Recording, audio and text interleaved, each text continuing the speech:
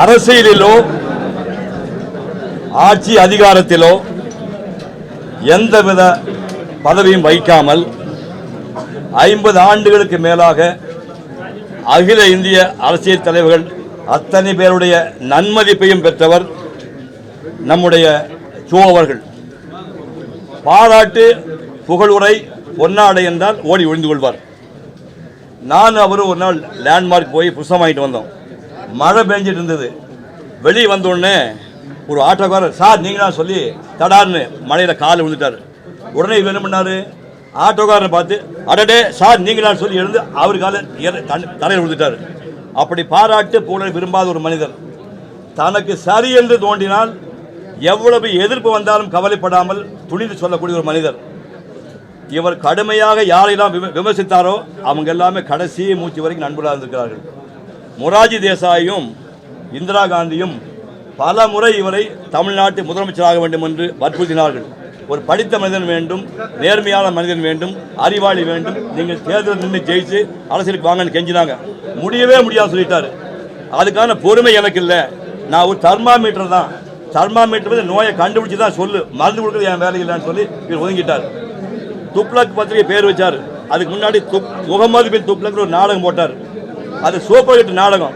உங்களுக்கு எல்லாம் தெரியாது, சஃபை தியேட்டர் தியேட்டர் இருந்தது. அந்த தியேட்டரில் எந்த சீன் படாத வைக்காம மார்னிங் ஷோ போட்டு முகமது பின் துக்ளக் நாடகத்தை போட்டார். அந்த நாடகத்தை நான் பார்த்துருக்கேன். அதை ஞாபகமாக தான் துக்ளக்னு ஒரு பத்திரிகை துவக்கினார். அந்த பத்திரிகையினுடைய 46 ஆண்டுகள், 46வது ஆண்டு நிகழ்ச்சி சென்ற ஆண்டு, இந்த ஆண்டு ஜனவரி மாதம் நடந்துச்சு. அப்போ கிட்டத்தட்ட ஒரு 400-500 நாள் ஆஸ்பத்திரிக்கு போயிட்டு வந்துட்ட மனிதர் சுவாசிப்பதற்காக இங்கே தொலை போட்டுட்டாங்க. அது ஒரு சின்ன வாசனமாக வச்சு மறைச்சிட்டு அரை மணி நேரம் இந்த 46 ஆண்டு நிகழ்ச்சியிலே அவர் பேசியிருக்கிறார். 1960களிலே சோசாருடைய நாடகம் இங்கே டாப். அவருக்கு இணையாக யாருமே நாடகம் போட முடியாது. அம்பி நீலு என்று பெரிய கேங் அவன் கொண்டு இருப்பாங்க. அந்த நாள் கோவாடிஸ், இஸ் காட் டெட், மனம் ஒரு குரங்கு, யாரோ எழுதிய கவிதை, நேர்மை உறங்கும் நேரம், உண்மையான உரையினான்னு ஏகப்பட்ட நாடகங்கள் போட்டார். இதையெல்லாம் நான் சாதாரண பையன் NKT கலா மண்டபத்தில் கேலரியில் உட்காந்து சிமெண்ட் கேலரியில் உட்காந்து நாடகம் நான் பார்த்துருக்கேன். காலங்கள் மாறி அவரோடு நான் திரைப்படம் நடிக்கின்ற வாய்ப்பு வந்தது. அப்போ நான் பார்த்தேன் இவ்வளோ பெரிய ஜீனியஸ், இவ்வளோ பெரிய மேதை படங்களை கோமாளி வேஷம் பண்ணுறாரு. ரொம்ப நான் ஃபீல் பண்ணேன். ஒரு நாள் அவரே சொன்னார், டே சிவா, துப்ளக் பத்திரிகையில் ஒரு எடிட்டராக இருக்கிறதுக்கு உலகத்துக்கு எல்லா ஆங்கில மேகசினையும் வாங்கி ராத்திரி பகலாக படித்து குறிப்பெடுத்து அதை ஒரு இஷ்யூ கொண்டு வரதுக்கு நான் படாது பாடுபடுறேன். ஒரு 50,000 பணம் கிடைக்க மாட்டேங்குது. ஒரு கண்ணை மூட்டி முடிச்சு பார்த்து கோமாளி வேஷம் போட்டு குதர்க்கமாக பேசினா ஒரு நாளைக்கு 40,000 கொடுக்குறாங்க. இது தப்பான பணம் என்று சொல்லி நான் நடிப்பை நிறுத்த போறேன்னு சொல்லி ஒரு நாள் நடிக்கிற நிரந்தரமாக நிறுத்திட்டார். ஷோசாருக்கு சென்டிமெண்ட்ஸ் கிடையாது. ஷோசா கண்ணீர் விட மாட்டார், அவர் உணர்ச்சி வசப்பட மாட்டார். காரணம் அவருடைய தாத்தா ராமநாத ஐயர், அவர் வாரிசு, அவருடைய ஜீன் வழியாக வந்தவர்.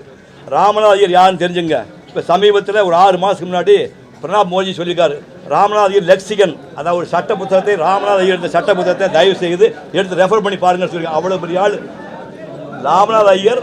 இங்கே வேலை பார்த்துட்டு இருக்கும்போது தெற்கத்து பகுதியில் ஒருத்தன் வந்து 2 பேர்த்த போட்டு தள்ளிட்டான், கொலை பண்ணிட்டான். வந்து ஐயர்கிட்ட, சாமி 2 பேர்த்த போட்டு தள்ளிட்டேன், எத்தனை செலவான பிறகு காப்பாற்ற சொல்லும்போது யோசனை பண்ணி பார்த்தார். சரஸ்வதி கடாட்சம் பெற்று நான் படித்த அந்த சட்ட கல்வியை கேவலம் ஒரு கொலையான காப்பாற்றுவதற்கா என்று நினைச்சு அன்னைக்கு கோட்டை கழட்டி போட்டு சாகும் வரை கோட்டு போடவே இல்லை. லா புத்தகம் எழுதினார். ஒரு நாள் ஷோசார் பிறந்திருக்கிறாரு. 1 வயசு குழந்தை தொட்டில் வச்சு தொட்டில் ஆடிருக்காங்க. வசதியான குடும்பம்.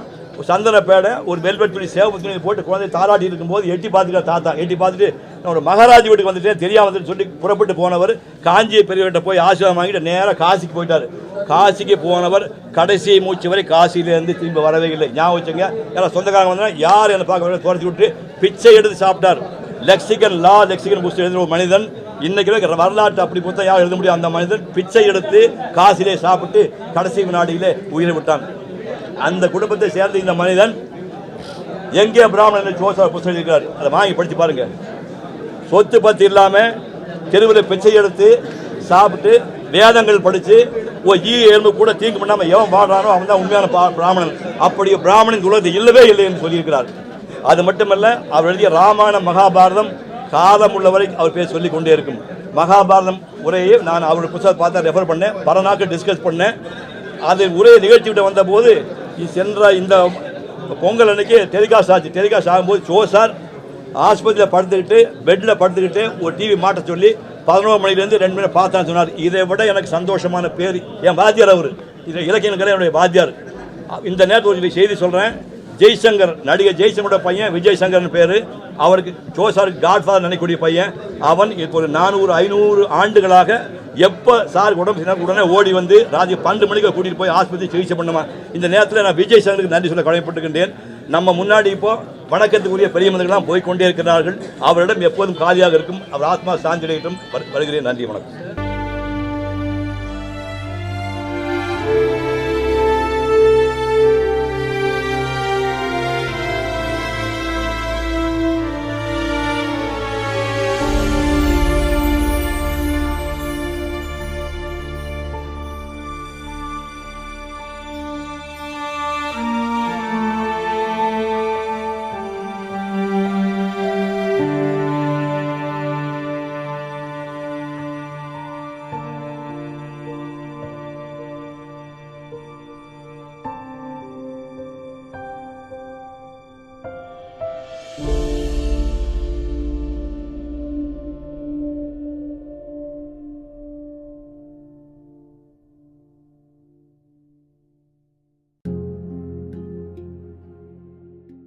நம்முடைய தமிழக முதலமைச்சர் மாண்புமிகு புரட்சித் தலைவி அம்மா அவர்கள் மறைந்த அதிர்ச்சி நீங்குவதற்கு முன்பாக தமிழ்நாட்டின் தலைசிறந்த பத்திரிகையாளரும்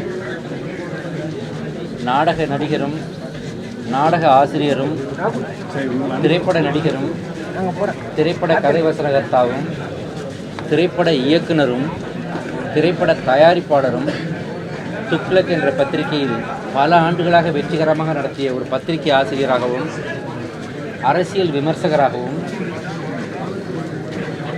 இலங்கை பிரச்சினைக்கு இந்திய அரசால் நியமிக்கப்பட்ட ஒரு மிக முக்கியமான ஆலோசகராகவும் தமிழக முதலமைச்சர் மறைந்த அம்மா அவர்களின் மிகச்சிறந்த நண்பராகவும் அரசியல் ஆலோசகராகவும் இருந்த திரு சோ அவர்கள் இன்று நம்மை விட்டு பிரிந்திருக்கிறார். அவரைப் போல ஒரு தைரியமான ஒரு பத்திரிகையாளரை காண்பது அனைத்து பத்திரிகையாளர்களுக்குமே அவர் ஒரு முன் உதாரணமாகவும் ஒரு இன்ஸ்பிரேஷனாகவும் திகழ்ந்தவர்.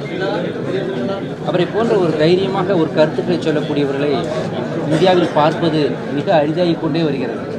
தன் மனதில் பட்ட விஷயங்களை நையாண்டியோடு சொல்லக்கூடிய ஒரு மிகச்சிறந்த படைப்பாளி அவர். இன்றைக்கி ஊடகங்களில் மீம்ஸ் என்று நம்ம கேள்விப்படுறோம், பார்க்குறோம். இதற்கெல்லாம் மீம்ஸின் தந்தையே அவர்கள் தான் முதலாக நையாண்டி கலந்து அரசியல் கருத்துக்களையும் சமூக கருத்துக்களையும் வெளிப்படுத்தியவர். பல விஷயங்களுக்கு அவர்தான் முன்னுதாரணம். பல நகைச்சுவை நடிகர்களுக்கு நையாண்டி கலந்த இந்த சட்டையர் என்று சொல்வார்களே, அந்த நகைச்சுவை நடிப்புக்கு தந்தையாகவே திரு சோ அவர்களை சொல்லலாம். அப்பேற்பட்ட ஒரு படைப்பாளி, ஒரு திரைப்பட வசனகர்த்தா, இயக்குனர், நடிகர், பத்திரிகையாளர் என்று மற்றும் அது மட்டும் இல்லாமல் வக்கீல் என்று பலவிதமான முகங்களை கொண்ட ஒரு மிகச்சிறந்த படைப்பாளியை தமிழ் திரையுலகமும் தமிழ் அரசியல் வானமும் இழந்திருக்கிறது. அவருடைய பத்திரிகை சார்பில் உள்ள அனைத்து நண்பர்களுக்கும், அவருடைய ரசிக பெருமக்களுக்கும், அவருடைய குடும்பத்தாருக்கும், தமிழ் திரையுலகத்தில் அவரை இழந்து வாடுகின்ற அத்தனை பேருக்கும், அரசியல் வானத்தில் அவரை இழந்து வாடுகின்ற அத்தனை பேருக்கும் என்னுடைய ஆழ்ந்த இரங்கலை பதிவு செய்கிறேன்.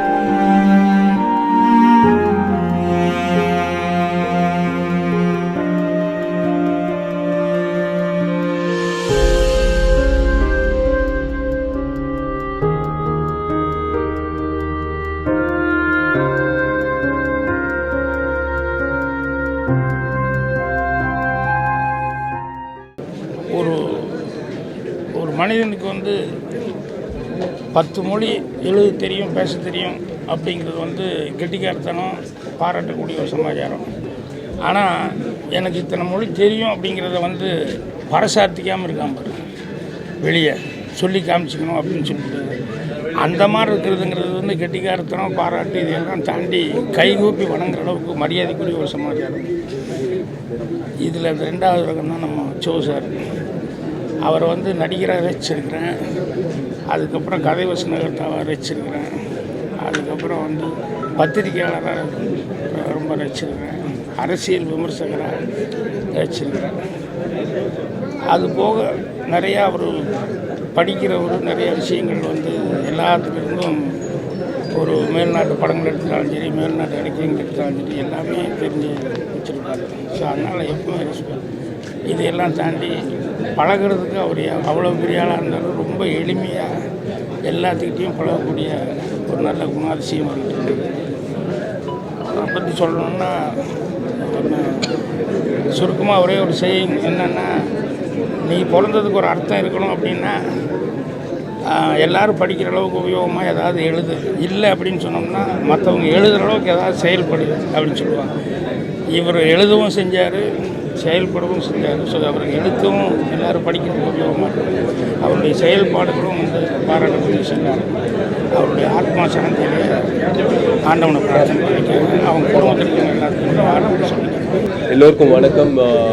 டிசம்பர் மாதம் ஒரு டார்க் மந்த்னு சொல்லலாம். ஏன்னா அகெயின் பிக் லாஸ், தமிழ் சினிமாவுக்கு மட்டும் இல்லை, பொது வாழ்க்கை, அதாவது சொசைட்டி, நம்ம சமுதாயத்துக்கும் ஒரு மிகப்பெரிய இழப்புன்னு சொல்லலாம்.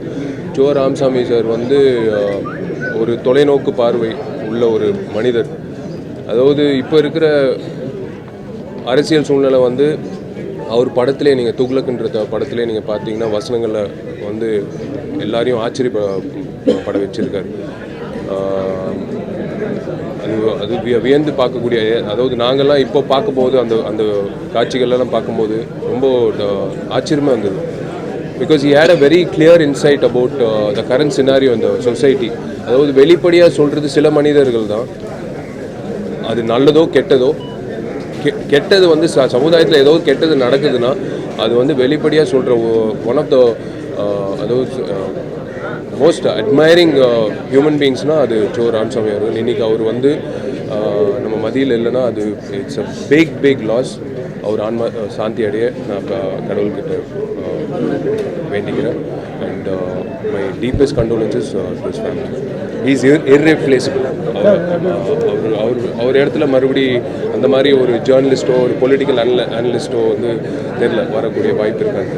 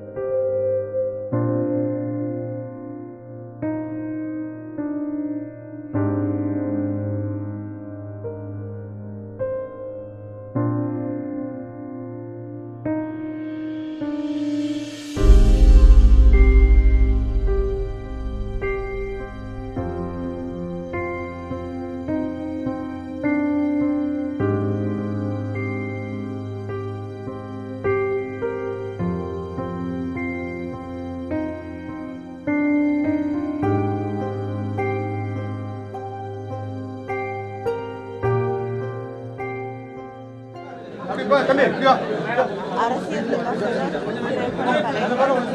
நாடக பல்வேறு திறமைகளை கொண்டிருந்தவர் ஷோ அவர்கள்.